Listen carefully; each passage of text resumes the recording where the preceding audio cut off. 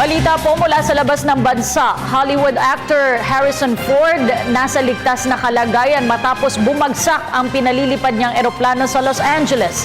At northeast ng Estados Unidos, natabunan na ng niebe sa nagaganap na matinding winter storm doon. Ito ang mga Globe Balita ni Edwin Eusebio.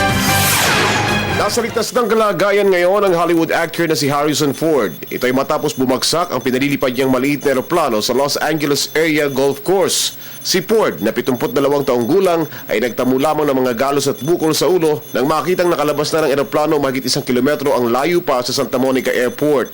Ang pagpalya ng makina ng eroplano ang dahilan umano ng pagbagsak nito.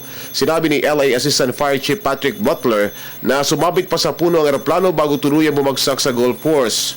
Kilala si Harrison Ford sa mga blockbuster movies nito, kabilang na ang Indiana Jones at Air Force One.